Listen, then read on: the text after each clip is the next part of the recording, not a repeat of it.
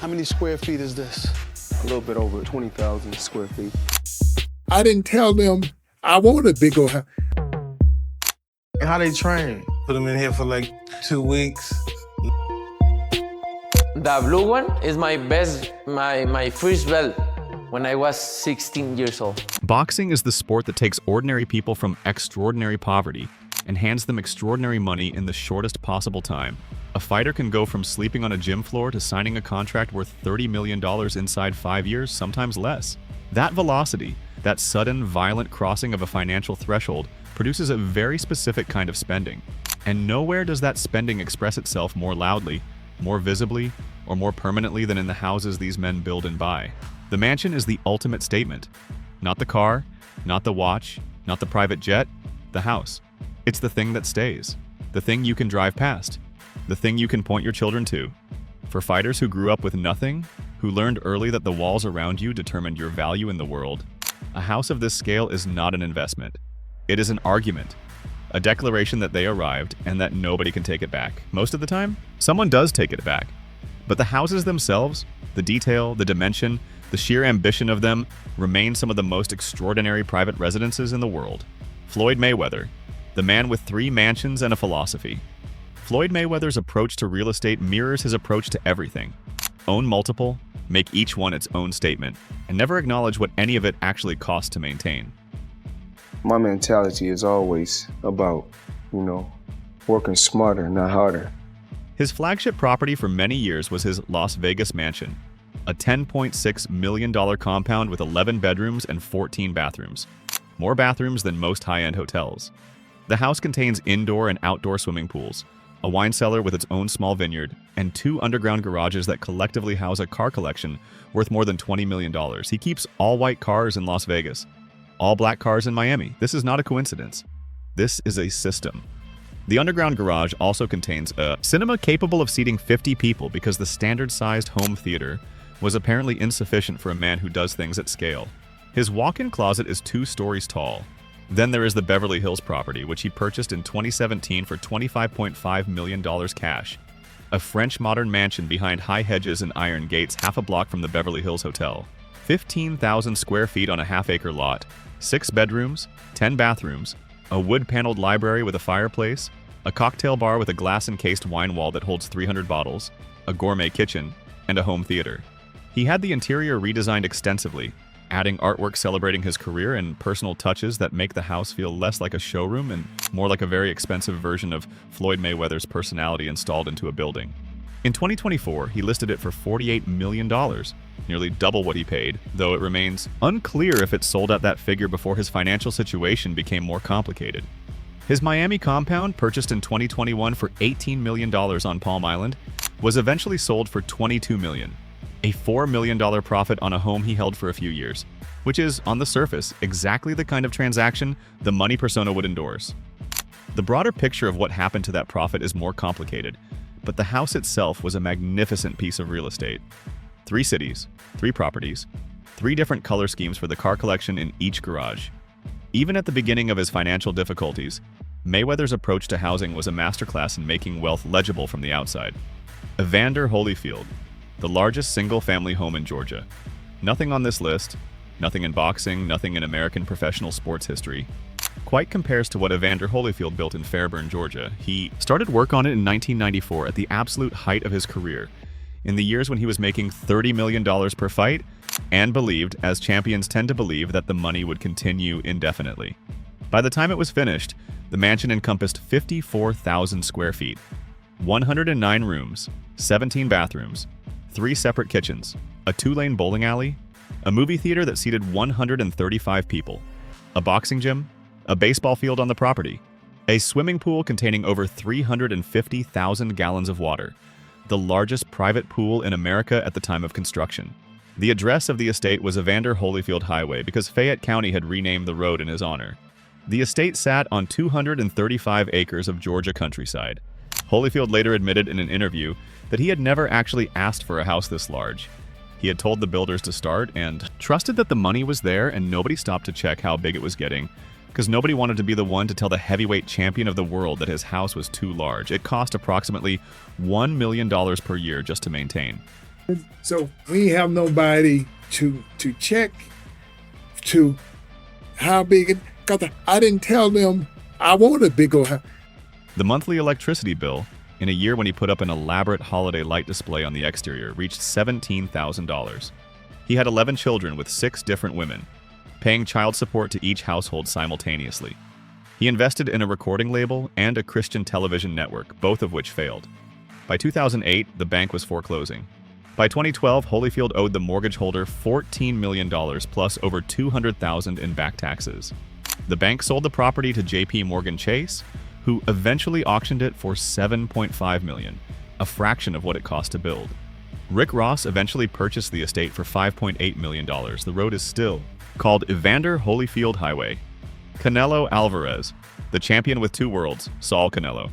Alvarez has built something more interesting than a single trophy house. He has built a life spread across 2 countries that reflects 2 completely different versions of what success looks like, and both of them are spectacular. In the United States, he owned an 11,970 square foot estate in the exclusive Del Mar gated community in San Diego, California, one of the most prestigious residential addresses in Southern California. The property sat on 1.14 acres of prime land in Rancho Del Mar, close enough to the coast that the ocean was visible from certain rooms and within sight of the Del Mar racetrack. The house had 6 bedrooms, 6.5 bathrooms, 5 fireplaces, a state-of-the-art chef's kitchen with a pizza oven built into the design, a theater room, a billiard room, a resort-style swimming pool with a spa and waterfall, an outdoor kitchen, an orchard, and a gym that he converted into a full-scale boxing training facility during his camp preparations. He bought it for $5.8 million and sold it around 2015 for approximately $6 million, making a small profit and returning to Mexico, where the house he had built in his hometown of Guadalajara was waiting for him. That Guadalajara estate is something different. More than 4,000 square meters, roughly 43,000 square feet, in a private gated community in a city where he is not just a champion, but a civic institution.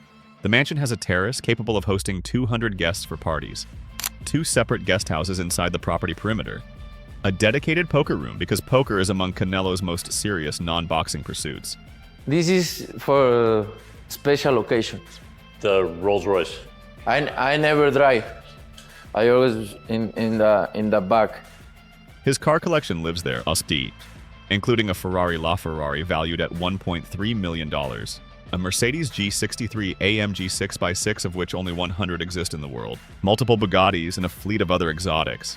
Championship belts line the walls throughout the house, along with memorabilia from the defining fights of his career. There are peacocks on the property and horses. He has described it as a ranch in tone and feeling, even as it operates at the scale of a small luxury hotel. In an interview with the Nelk Boys, Canelo said simply, "It's just horses and peacocks," as if this were the most ordinary way in the world to live. Mike Tyson, the Ohio estate with tiger cages. Of all the properties on this list, the Ohio mansion Mike Tyson built in Southington during his peak years occupies a category of its own, not for its square footage or its luxury amenities, but for what it housed and what happened to it after. The estate was a sprawling compound with a basketball court, an indoor swimming pool, and a boxing gym. It also had custom-built enclosures constructed on the grounds of the main property, specifically to house Tyson's Mike, come over. I really don't have time today. Come over now. Bengal tigers. He owned 3 of them. Each cost approximately $70,000. The annual food and maintenance bill for the animals ran to $200,000. He employed a personal trainer specifically for the cats at a salary of $125,000 per year. The iron gates at the entrance of the property bore his name and initials. The tiger cages became, in the years after his financial collapse, one of the most photographed ruins in Ohio, as urban explorers posted footage of the abandoned enclosures and their overgrown surroundings to early internet platforms. Financial ruin forced the sale of the property in 1999 for $1.1 million, a fraction of what Tyson had paid and invested in it. The house was subsequently purchased by a church, the Living Word Sanctuary, which converted the championship compound into a place of worship. The tiger cages remained on the grounds for years, empty. His Connecticut mansion, a 21-room property with a nightclub that held 1,000 people, a basketball court, and over 100 phone extensions, was part of his divorce settlement with Monica Turner and eventually sold by her to rapper 50 Cent for $4.1 million in 2003. 50 Cent famously kept the property for years while paying $70,000 per month in utilities and maintenance before finally selling it for $2.9 million in 2019, less than he paid for it. in one of the more expensive celebrity housing decisions in recent memory. Manny Pacquiao, the man who built a city. Manny Pacquiao did not buy one mansion. He built an entire compound, then another, and then helped fund a church and a hotel to accompany them in a city that arguably exists in its current form in part because of his presence in it. General Santos City, on the island of Mindanao in the southern Philippines, is the place Pacquiao came from. The place where he worked as a baker and a pandesal vendor, and a construction worker before his fist turned him into a global commodity. He never fully left. The complex of properties he has built there over his career now constitutes something close to a personal district. His first mansion, the Mediterranean-style property known locally as Pacman's Mansion, is a two-story structure with 7 bedrooms, a gym, a billiards room, an entertainment room, a recording studio, and a boxing glove-shaped swimming pool visible from the road. It is approximately 2,300 square meters and was his first major real estate statement in the city. His most recent and grandest General Santos property, completed in 2023 and estimated to be worth 2 billion Philippine pesos, approximately $35 million, is something else entirely. The home theater seats 15 people. The main dining room table seats 22. There is a sauna, an indoor shooting range, and a hallway so long that his wife Jinky remarked during a tour that one could use it for morning exercise. The master suite contains separate walk-in closets for both of them, a makeup room, and a terrace lounge overlooking the pool. A dedicated exhibition area displays Manny's championship belts in glass cases, with portrait galleries of the family running along the walls. The art hallway she showed during the tour drew comparisons from a visiting journalist to the lobby of a Parisian 5-star hotel. In the United States, his crown jewel was the Beverly Hills mansion he purchased for $12.5 million from Sean Combs. A 10,000 square foot property with 7 bedrooms and 8 bathrooms, with a marble entrance, spiral staircase, 12-seat dining room, and backyard views overlooking the canyons. He reportedly threw 4 tickets to the Mayweather fight into the purchase negotiation. Because when you are Manny Pacquiao preparing for the richest fight in boxing history, ringside seats are a meaningful currency. Pacquiao's real estate portfolio, spread across the Philippines and the United States, tells the story of a man who never forgot where he came from and also never stopped proving how far from there he had traveled. The houses that built themselves.